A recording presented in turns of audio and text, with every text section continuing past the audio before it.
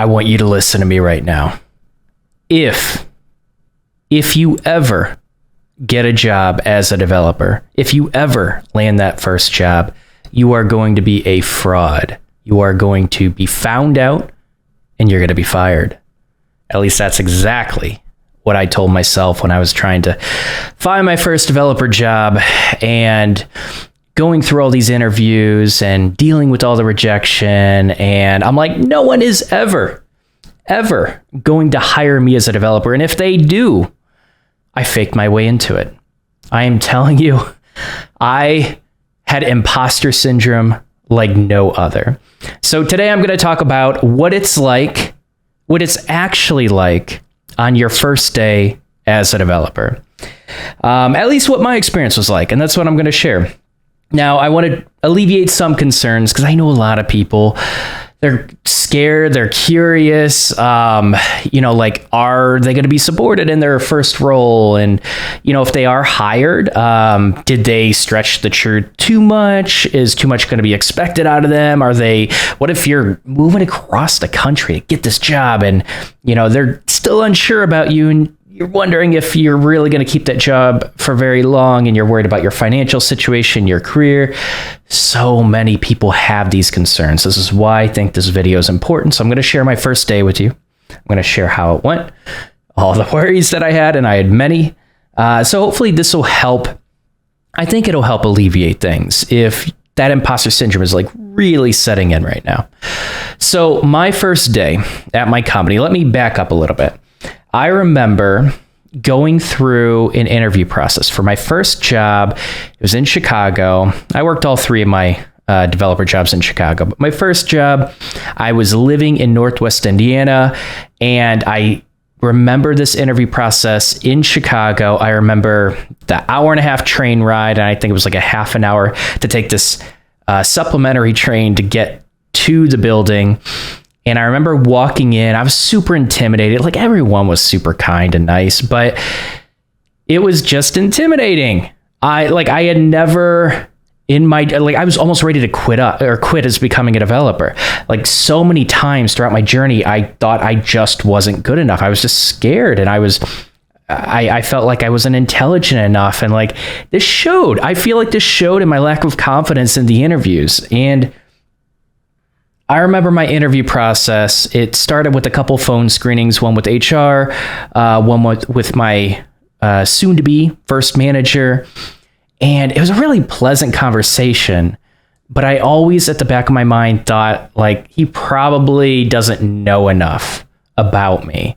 Or maybe he just saw that one project that it was my best project, right? All my other projects, they were much shittier, poor conventions, right? And I only had that one project. Could I really replicate that? What if they're actually going to hire me based on that project and I can no longer, perform well because that doesn't really resemble my skills? So I had all these worries. And I remember going through each part of the interview process and then talking to the entire team in different parts of the company. And then eventually, I think the co-founder or co-CEO or old CEO, I don't know. I just talked to a bunch of people. That's all I know. And I remember I finally got the offer. It was crazy. Like, I was so happy. I was so fucking happy that I finally landed my first offer as a developer. And that lasted for like a very short amount of time.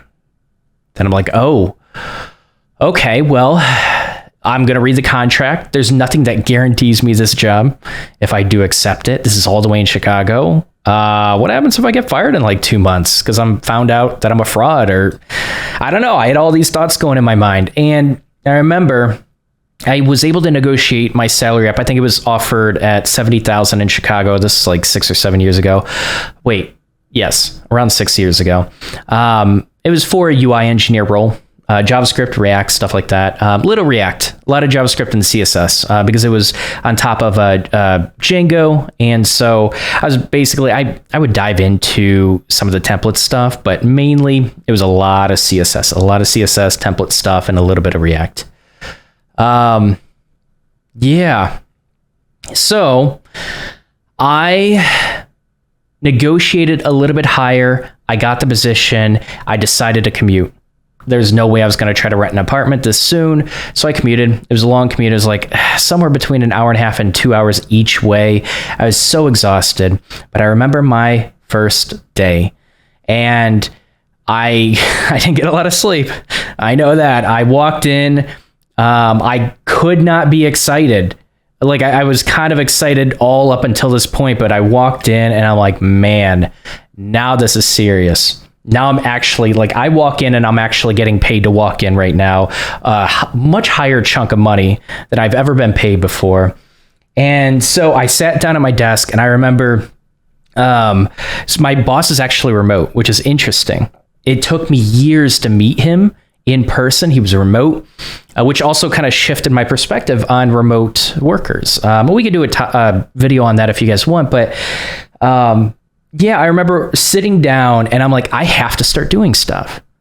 Like I'm just sitting here burning cash. I got to start doing stuff. And I remember like everyone kind of just came in. They were super nice. They, just saying hello, introduce themselves. I'm like, you guys are paying me just to bullshit and talk. Like this is probably a problem with my personality, because I'm like, if I'm getting paid this amount of money, like I'm not used to getting paid this amount of money. I need to do something. I need to provide some value. And I later learned the best thing that you can do when you first start a job, like have those conversations with employers. I think one big piece of feedback that I've gotten from multiple managers is I didn't take the time out to create those connections early. And I did, because I'm always like trying to get stuff done, and I'm very, at first, when I first start a company, I'm always trying to get stuff done and do it effectively and provide my value and for, whatever I'm worth. And I always have to do something. And so the feedback that I got is I need to take time, like that first week. You imagine like you're getting paid a whole week, a lot of money just to talk with people. This feels weird, right? Like if you switch from an hourly job, which I came from, to something like this, it feels very weird just to sit on my butt and talk to people and get paid for it. But that's what I highly recommend you do. Talk with design, talk with QA, talk with product, talk with the developer team, obviously. Get to know people and just BS, right? You don't have to be this amazing conversationalist, but just like being kind and humble and, ask questions about what they do. Right? And how are we going to be working together? I'm super curious about that. Sometimes that'll be revealed in the interview process, but you can ask really simple questions like that just to, at least introduce yourself, start to build that bridge. So I didn't do that. I kind of did for the people that did stop by my desk, but I remember finally connecting with my boss. We had a stand up. I'm in the stand up. Everyone's talking about all their projects they're working on. I remember thinking, man, this sounds super complicated. Is this what's going to be expected of me? Okay, cool. So I'm trying to listen. I'm trying to pick up everything so that I can hit the ground running. I get them with stand up. I really didn't get anything out of it, but the point of me getting pulled into the stand-up was just me integrating into the team and getting to know the team members. But at the time, I didn't look at it like that. I'm just, probably a little bit of anxiety and just trying to, like I said, hit the ground running. So I got back to my desk. I talked to my boss. He's like, okay, cool. For your first day, we're going to set up your environment. Let's go ahead and share a couple articles with you. I actually just got done with the documentation. He was super proud of it too. And so, it was pretty good documentation to be fair, but it was, the setup. I'm used to like personal projects. The setup is much easier than a code base where, like a dozen developers are working on it. So long setup. And I started going through step by step. And I remember hitting a few roadblocks. And every time I'd hit a roadblock, I would try to do a little research on my own, figure it out. And then I'm like, man, I don't want to share on my first day with my boss that I'm getting stuck. Like, this looks bad. I remember thinking that.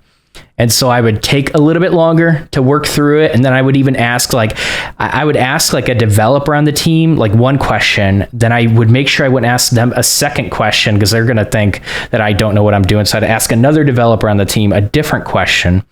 It was ridiculous. The amount of tiptoeing that I was trying to do because I was so scared that I how people perceive me and my technical abilities. It was crazy.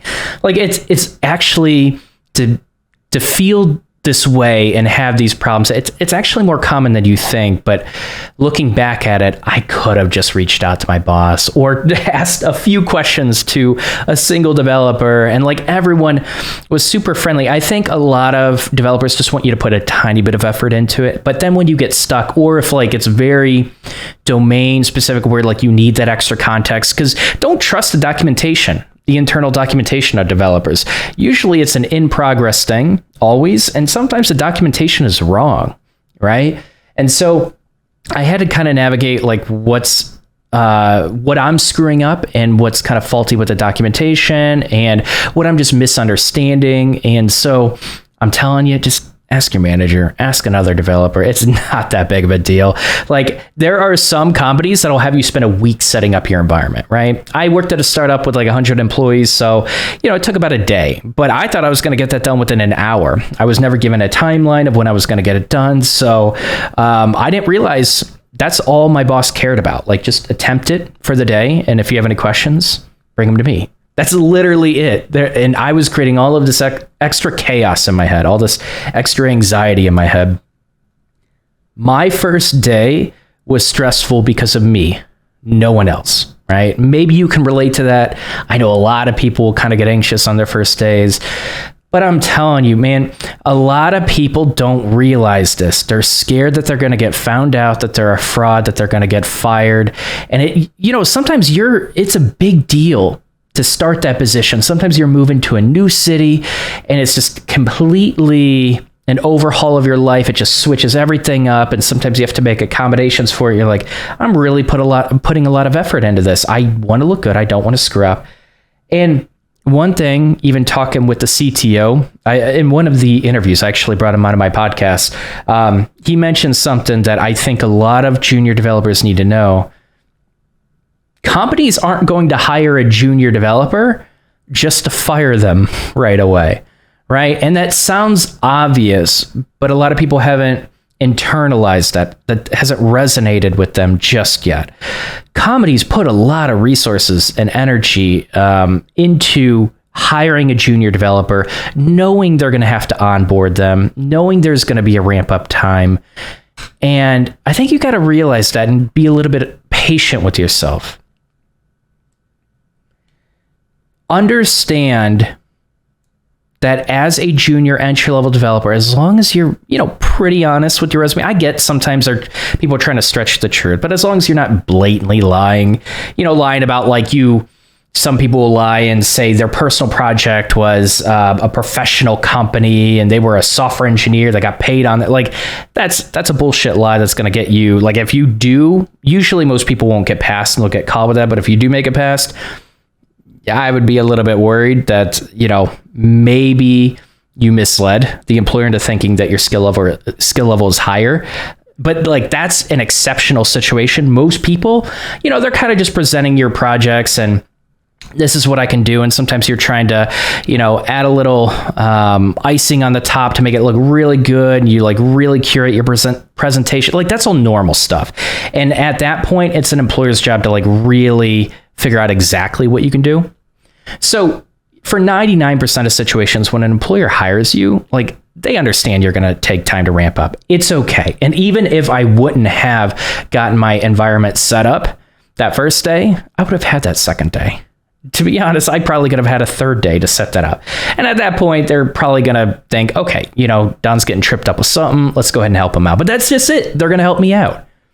And they're going to figure out like where I got tripped up, right? Because a lot of building up junior developers is about teaching them kind of a mindset and the right way to build their own internal process and system for debugging stuff and solving problems, right? And I highly encourage you to be open to that process. Some developers are going to be more candid. That's another, we could do a whole video on like feedback, etc. But like, I think most developers, even if they come off like they're too blunt and sometimes people will feel that as like a personal attack, a lot of developers like want you to be a good developer on the team. They just want to build a good product. They want it to be efficient. And then some developers, quite frankly, won't even give you the feedback that you need. And so I highly encourage, like, I'm going to be frank with my first boss. He hired me. I'm still friends with him to this day. We're probably going to play video games this week, to be honest. But he was too nice with the feedback. There's feedback that when I talked to other developers, they gave me some like good conventions to follow, and like they were a little bit more critical. And was my code pretty good? Probably. Maybe he was right about that. But like, I remember working at my second company as a developer. They were super critical, and I got a lot of good feedback from that. So, you're going to get all types of different feedback. But when you start your first day, go in, meet people, build relationships, or at least start building that bridge early, right? And kind of get a feel for like just what other people do in their jobs. As a new developer, you're going to try, like, knowing what design does, like their day-to-day, their actual steps they take to get their job done. You're not going to know that. You're going to have this feeling, okay, they kind of build the design out, right? And maybe I'm going to use that design to build out the UI, etc. But like, how does that actually work? Do they come up with the idea and they build the design, or do I come up with the idea, I tell them kind of like what our requirements are, and then they mock that out and then they deliver the design? What about QA? Like, where do they come in? How do I interact with QA? Where does product come in? I remember I used to think that product was my manager. The product manager was my manager. It was very confusing for me. I had no idea what he did. And it took some time to figure out all these different departments and how they basically integrate into my workflow as a developer, and what they do and what their expectations are. And like, because I want, and I think you should want, to be able to, pull your weight with a relationship with your product manager, with QA, with whoever else that you're engaging with. You want to pull your weight and be able to effectively give them what they want from you to an extent, right? And sometimes you'll figure out how to push back and what to push back on, et cetera, down the road. But like, you want to know their expectations. You do. You're going to be interacting with other people on the team. Unless you get a job and it's just like you as a developer and you have one other person that's like, it's a super, super small startup. You're going to have different departments. Take time to figure out what those departments do and how you're going to engage with those departments.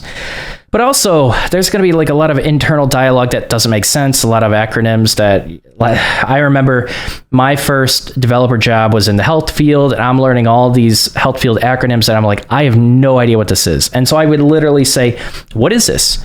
And that was super helpful, because if I just kept my mouth shut, I would have been so lost. It would have taken me a lot longer to figure out what they're talking about. And I've learned as someone, if I don't know the answer, just ask. I don't know if you've gone through a coding boot camp or you've talked to other developers and you've been scared to ask that question. I'm telling you, everyone else has that question that's at your current level. If you don't understand something, it's going to take you a lot longer to ramp up and be able to actually do your job effectively and grow as a software engineer. If you don't ask that question, just ask. People want you to ask. If you don't ask people on that team, they're going to assume you know. Like, you should have probably learned that in traditional education. But a lot of people kind of float through traditional education. They don't ask questions for whatever reason, right? But like, a big lesson in just learning things is ask the question if you have it. Especially with like these internal definitions and kind of just the internal culture of the company. You're not going to know that, right? So I remember like first day, I was just setting up my environment. That's it. Super basic. And when I look back at it, like, that was a dream to be able to do that and spend all day in it. But after that, you're slowly going to pick up bugs. You're slowly going to pick up features. It's going to take time. Every company has their own timeline with the ramp up thing. But I wanted to create this video because I feel like so many people are scared of this first day. They're scared of actually landing that job and getting caught as a fraud. They're scared that they're not going to be able to provide value and just get fired. They're scared that they're making a big transition in life, right? And what if it fails? What does that failure look like? A lot of people see that failure. A lot of people see it as not getting that job. And I always say, like, as long as you don't quit, you're eventually going to get that job. Most aspiring developers don't get that job because they just quit. And that's due to a lot of other things. But land that first job, get to know your team. I wish I would have done that. So that's kind of my experience. I really don't think it's valuable to go into like weeks and weeks and what that looked like at my first job. I think that's a different topic because every company is going to have a ramp up time that's a little bit different. But just know slowly you're getting introduced to bugs and getting introduced to features, and you're exploring the code base. First week, you're going to be diving heavily into the code base, just trying to figure everything out. I highly recommend that you start with like a super minor bug. You can play around with it once you get your environment set up, and then just kind of see if you could try to spot that bug, because you're also going to be navigating the actual app, trying to use it so you understand it from a user side. This whole process, it takes a long time. Give yourself time. Be patient with yourself. But also talk with your manager and get realistic expectations for like how long this process is going to be. Ask, hey, on average, how long am I going to take to set up my environment? On average, how long is it going to take to even be able to tackle some basic bugs? As a junior developer, you're going to have those questions. You can ask other engineers on the team, but those questions are okay, and they will be answered in time. Be patient with yourself. Now, my second position as a developer, I remember my manager, basically kind of just being told to, meet some people on the team, right? Did that again. So this is like, I worked at my first position for a year, and then they started transitioning into WordPress. So I moved on to my second position, which was heavy React stuff, heavy JavaScript stuff. And so I remember just being told, like, navigate the code base, and I knew this whole process again, and I was able to do it a little bit faster. But for my second position, I just dove into the code base and I tried to get it up and running, and I would break stuff and play with it. And then, once it would reload and I would see a feature broken, from the user side, obviously not in production in the dev environment. But I just played around with it. And then eventually my manager would kind of he'd take me into a room, and he would provide tons of context around some of the more complicated concepts. Because I think one thing, like, this is true for a lot of different developer positions. You're going to have people sit down with you and explain how the features are implemented, some of the conventions, and kind of just a giant flow of data and how everything is just integrated together.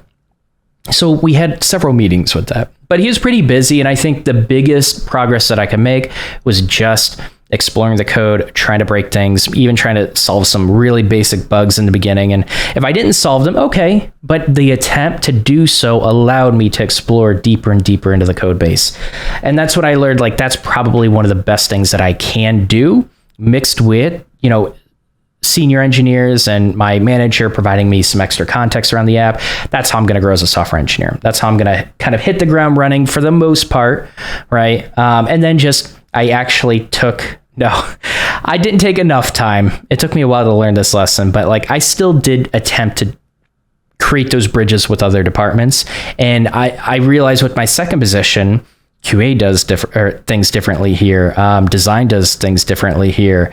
The engineering team does things differently here. And it's gonna vary across different companies. I think the best thing that you can do is just listen. Talk with other people. Be open to feedback, because the more open you are to feedback, like, the engineering team is going to slowly introduce you to all the different pieces, the moving pieces of their process, of their team. Just be open to it. Listen, understand it might be a little bit different than what you're used to, and try to understand why they do it a certain way. And I would even, like, my first position into the second, I'm like, this is different. We did it this way in my last company. I'm really interested in why you guys chose this way. Can you explain it to me? And learn about that, right? These conventions, these processes exist for a specific reason. And sometimes it's very specific to the problems that company and or even that team faces versus your last company or your last team, right?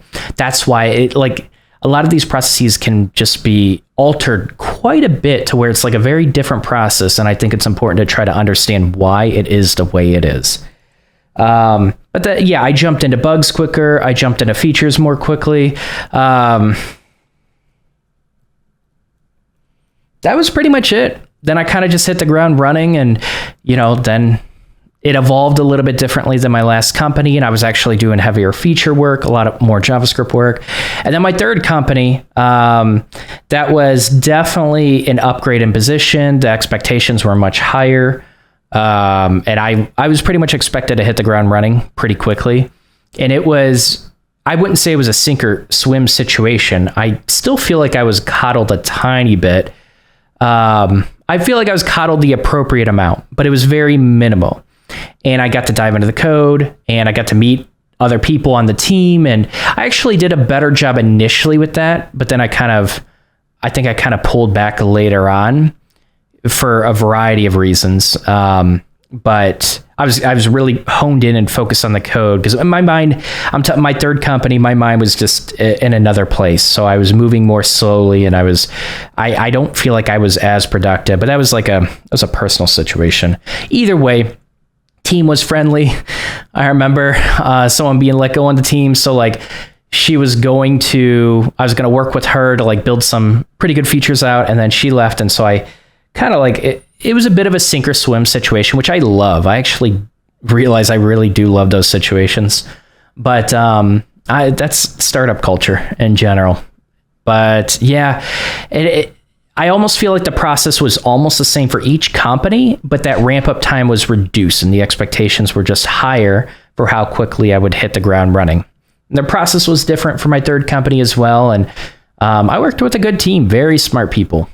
In each company, I worked with very smart people. And that's the other thing. I feel like, or I felt like in the past, my imposter syndrome for development work has gotten so much better. I know where I stand, and I'm comfortable with it. Like, I still have a lot of room to grow. I still have a lot of room to grow, but I don't feel that anxiety anymore. And learning something new, I'm very confident I can learn it and I'll figure it out. And I think a lot of my conventions make sense, and I'm able to explain those conventions. But in the beginning, it's super hard to assess yourself, assess your growth. I remember thinking, am I growing fast enough? I remember talking to all the engineers on each team and each company. I'm like, these are brilliant people. I remember thinking, man, like, why am I on this team? Why am I getting paid this amount of money? These are really brilliant people that I'm working with. I feel like I'm not even on the same level as some of these people. I remember feeling that. I don't know where that came from, but over time with each company, my perception of them, they were still brilliant people, but my perception of them lowered because I realized I was putting them on a pedestal, and my perception of myself and what I could do raised. And I found that I actually was more equal to their skill level, and I could contribute with them, right? And so I think that was part of my problem, is I put all these engineers on pedestals, and I don't think it helped me. I don't think it helps a lot of people. I think you have to realize all these engineers, even senior engineers, are human too. And some of the best senior engineers that I worked with were actually open to my feedback, or like they wouldn't get impatient when I'm like, that doesn't sound right. Why do you do it this way? And I would have an engineer that I remember, one for my second company, I'm just going to call him out, Dan. We would have constant conversations about conventions and kind of just the right way to do things. And I remember he was always willing to, he was even willing to argue, but it was always with super good intention. And he would like have a conversation like you were his equal. And he was much more senior than me. He had a lot more experience than me, but he would still treat me like he valued my opinion. And that's the kind of team you want to aim for. And you can kind of gauge that in the interview and feel that out. And and I think you should. I think you should put the effort into that. And what kind of, what you can even ask engineers that you're talking with in the interview, what kind of feedback they give and how they give it and what they care about. And you just talk with them, have a normal conversation, ask them like, what's your opinion about this certain convention? I've been doing it this way, etc. And if you disagree with them, like you could disagree in I was about to say disrespectful way. You can disagree with them in a respectful way, in a way where it's challenging their their convention, their perception on things, and you can kind of poke it a little bit to see why they came up with that opinion. You can get a feel for like why they believe a certain convention. You could even challenge it in a different way, like, okay, now I understand your process. I understand your thinking, but what about in this situation? I remember encountering this problem in one of my personal projects. Like, granted, it was a personal project, but like that convention, if I applied it here, it might not have worked. Or I kind of feel like there's a better convention or a better way of handling this data. I'm just curious, what's your opinion on it, right? And so when you get a developer that's across the table from you, like you can kind of see when people are thinking and considering your opinion. And if they're willing to do that and just acknowledge it, even if they disagree, that's okay. Like, you know, a senior engineer is going to have a lot more experience than you. It's okay. Like, you're going to find that they're going to challenge your ideas a lot more. And that's okay. But if you can see that they're willing to think about it and consider it, I think that's a really good sign that that's an engineer that is going to treat you with respect, that's also has some humility, and you're going to feel like you're talking with someone else and kind of working together towards the same problem. At least that's how I would go about assessing whether I'm going to be working with an engineer like that. Different company cultures are very different, but I feel like that's something worth assessing in the interview because that's going to help you grow. Because I know a lot of junior developers, it's very easy to take feedback personally. And I think a lot more engineers take feedback personally when they don't feel like the other person has good intentions or they're being judgmental or like, you know, there's kind of a power dynamic. And I think the more you can normalize that a little bit, understand that they're still going to know a lot more than you, but they're going to treat you with respect like you're on the same level. I think that's a really good dynamic to aim for. Yeah. This is a bit of a rant, and I kind of just wanted to share my random thoughts with this. So hopefully this helps. I think my main message is my imposter syndrome created so much trouble for me. My anxiety around getting fired, and especially with transitioning to a new career, and I was about to with my first position, I eventually found my first apartment in Chicago. That was a big move, big investment, contract, a year-long contract I had to sign. Like, a lot of this is really scary and you want to make a good impression, but I find that if you can just go in, engage with people, have a good, healthy conversation, be humble, be open to learning, but also willing to speak your mind and challenge things in a respectful way once you feel like you have enough information to do so, with the mindset of just coming to an actual with the mindset of like trying to gain more knowledge from that interaction. Or I think just humbleness and being willing to speak up and ask questions when you have those questions, I think you're going to have a good time. I think you're going to find that you know a lot more than you think you do. I think you're going to find that the employer hired you for a reason and they're paying you a lot of money for a certain reason. I think extremely few people are actually frauds that make it in. And managers want to work with you and keep you. And I think it's the attitude that you go in that matters. So the more you can do to alleviate that anxiety and understand like you actually are valuable, once you can, get that mindset, I think you are set. I think you are actually heading in the right direction. You're going to grow as a software engineer. Your career is looking successful. And I'm essentially saying, don't worry, which is kind of, it feels kind of like oversimplistic, but it really is that simple. I think you have to trust the process a bit. And I think you have to trust that you do provide real value if an employer hires you and pays you that amount of money.